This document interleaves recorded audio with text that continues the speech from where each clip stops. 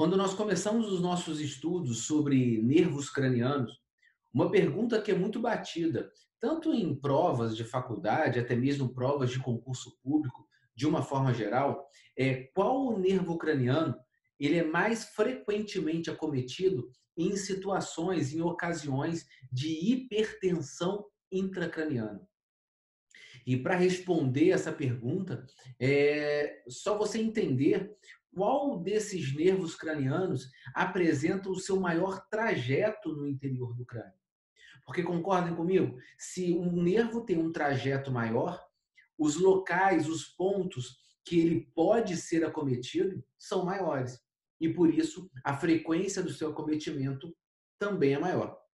E o nervo craniano, mais frequentemente acometido em situações, em ocasiões de hipertensão intracraniana, é o nervo abducente, o sexto par de nervo craniano. Então, nossa discussão, nosso bate-papo é sobre justamente esse par, o nervo abducente, o sexto par de nervo craniano. Você observe essa imagem de uma ressonância e nessa ressonância fica claro para nós essa lesão importante dentro do crânio. E não tenha dúvidas, vou passar mais uma vez, que esse paciente ele tem uma situação de hipertensão intracraniana. Isso fica óbvio, fica claro para a gente entender disso. Porque lembre, na nossa discussão sobre hipertensão intracraniana, a gente fala da doutrina de Monro-Kelly. E na doutrina de Monro-Kelly, o que nós temos? O interior do crânio, essa caixa fechada, ela é dividida em 80% de parênquima, 10% de sangue, 10% de líquor, 100%. Se você aumenta um desses compartimentos, obviamente você vai aumentar ali o conteúdo do interior do crânio e, consequentemente, você vai aumentar a pressão no interior do crânio. O que acontece é que, na maioria das vezes, nós temos uma boa complacência. E essa boa complacência acaba adaptando essas alterações aí de pressão e de volume no interior do crânio. Você acaba compensando com a saída de sangue, de sangue venoso e também com a saída do líquor. Mas chega um ponto que essa complacência já não dá conta. E aí pequenos aumentos de volume vão gerar aumentos enormes da pressão intracraniana. É a gente lembrar também do nosso bate-papo sobre a curva de Lang-Fitch. Ou seja, inicialmente com uma complacência boa, você aumenta volume, mas não aumenta tanta pressão. Mas aquela complacência ela vai diminuindo e, consequentemente, você tem pequenos aumentos de volumes e uma pressão aumentada e desproporcional a esse pequeno aumento de volume no momento em que a sua complacência já não está boa. Então, o que eu quero que você guarde, aí, o vínculo mental que eu quero que você guarde nesse momento é esse. Situações de hipertensão intracraniana, que nesse caso aumentou o compartimento licórico? Não. Aumentou o compartimento de sangue? Também não.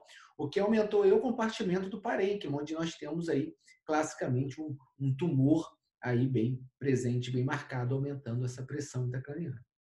E quando a gente aumenta a pressão intracraniana, como eu falei agora há pouco, o nervo mais acometido nesse contexto de hipertensão intracraniana é o nervo abducente. Repare o seguinte, nós temos aqui uma paciente e essa paciente está olhando para frente simplesmente. Aqui uma reta, vamos pegar aqui esse olho esquerdo. Se você trata uma reta, tá? Esse olho está bem centrado, tudo bem? Agora, se você traça uma reta para cá, tá? Esse olho ele não vai estar centrado. Você observe que esse olho está desviado para a medial. Esse olho está desviado para a medial. E por que esse olho está desviado para a medial? Nós temos aqui, vou pegar esse olho aqui que está preservado. Nós temos músculos que a gente chama de músculos reto-mediais. Lembra que aqui está o nariz. Aqui está o nariz. Então, esse aqui é o reto-medial. Reto-medial. E nós temos músculos aqui, laterais, chamados retos laterais.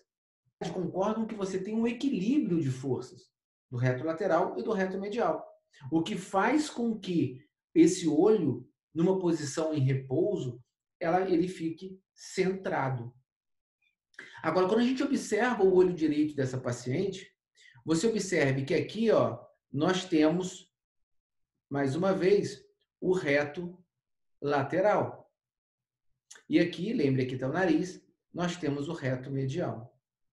E o que acontece aqui é o seguinte, existe uma desproporção de forças. O reto medial está puxando esse globo ocular para medial. E por que ele está fazendo isso? Por que ele está ganhando esse cabo de força? Justamente porque o nosso reto lateral aqui está fraco. Se ele está fraco, é porque provavelmente você tem aqui, nesse caso, um acometimento de um nervo que é responsável pela inervação desse músculo, fazendo ele ficar parético, fazendo ele ficar fraco. Então, nesse caso, o nervo responsável por inervar esse músculo reto lateral é justamente o abducente, o sexto par de nervo craniano.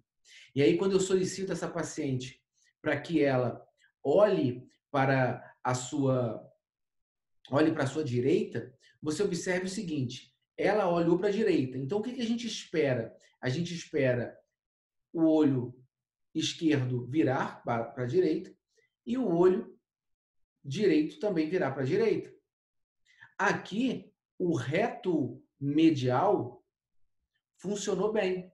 Mas até porque também desse lado aqui, ó, concordo? Tá tudo funcionando numa boa. Mas se você olha para esse lado de cá, esse olho ele continua o quê? Centrado. E ele continua centrado porque esse reto aqui, ó, esse músculo aqui, o reto lateral, não está conseguindo. Se não está conseguindo, ele está fraco, ele está parético. E se ele está paralisado, é porque provavelmente o nervo que o inerva está comprometido. Mais uma vez, o abducente.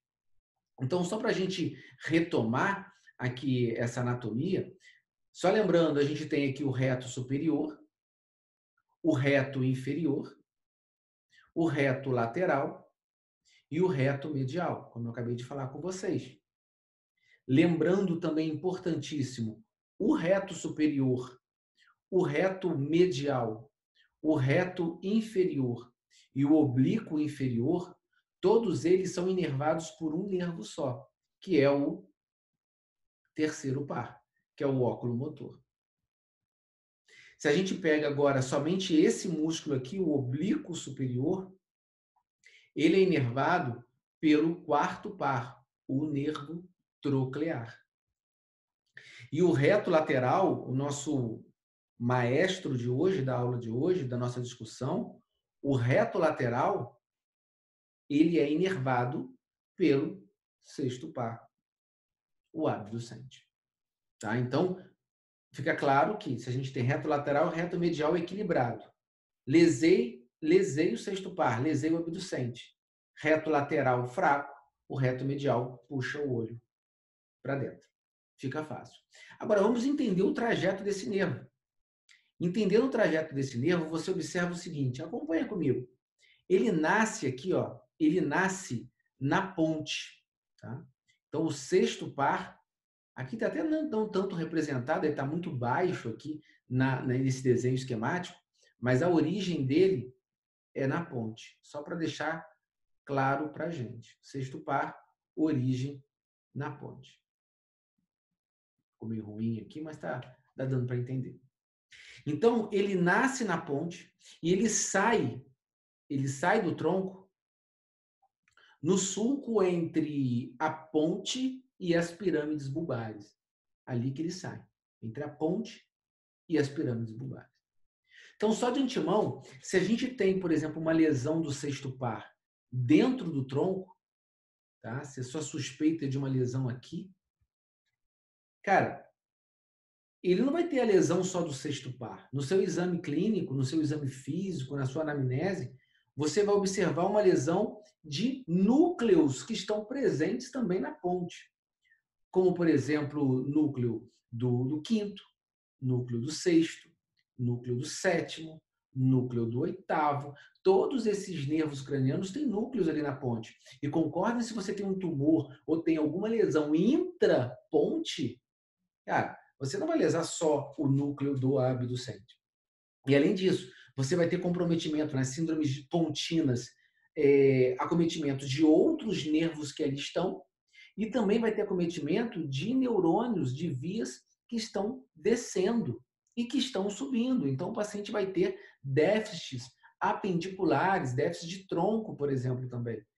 Né? Vai ter déficit motor, déficit sensitivo, porque na ponte, ali na ponte você tem os núcleos e você tem vias subindo e descendo.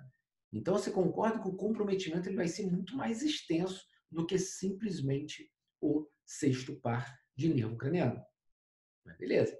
Então, ele sai dali e ele sobe, né? Na verdade, ele passa aqui nessa região que está na frente da ponte, exatamente na frente da ponte, e lesões, acometimentos ali nessa região à frente da ponte, né, também podem levar ao comprometimento do nervo abducente. E aí ele passa exatamente pelo clivus, tá? Pelo clivo. Nesse ponto aqui, passando pelo clivo, é esse o local, tá, que o nervo abducente é comprimido no contexto de uma hipertensão intracraniana. Na grande maioria das vezes, você tem esse ponto anatômico, ele sendo comprimido nesse ponto anatômico no clivus. Passando pelo clivus, ele ganha aqui o seio cavernoso, ele compõe o seio cavernoso juntamente com outras estruturas que nela estão presentes. Os outros nervos que passam ali é o terceiro, o quarto e o quinto, porção V1 e V2. Todo mundo passa ali no seio cavernoso. E o sexto par, ele passa também no seio cavernoso. Então, acometimentos do seio cavernoso também pode levar ao comprometimento do nervo abducente. Lembrando também da intimidade com a região petrosa do osso temporal. Então, patologias que acometam a região petrosa do osso temporal também pode levar a um comprometimento do nervo abducente. O nervo abducente, assim como os outros nervos oculomotores, eles atravessam a fissura orbital superior, e passando pela fissura orbital superior, ele passa também pelo ânulo de Zinn. Lembre do ânulo de Zinn, aquele ponto de inserção tendínea dos músculos extraoculares. E passando pelo ânulo de Zinn, ele vai inervar o reto, o músculo que a gente já conversou, o reto lateral. Lembre que a abducente abduz o olho. Abduz. Se ele está lesado, o olho não vai abducente, não vai abduzir. E se ele não vai abduzir, o olho vai ficar o quê? Aduzido, vai aduzir. Tá? Então, a função do abducente ela é exclusivamente motora e inervar esse músculo aí, o músculo, desculpa, abducente. Ó, o músculo reto lateral, que é inervado pelo abducente.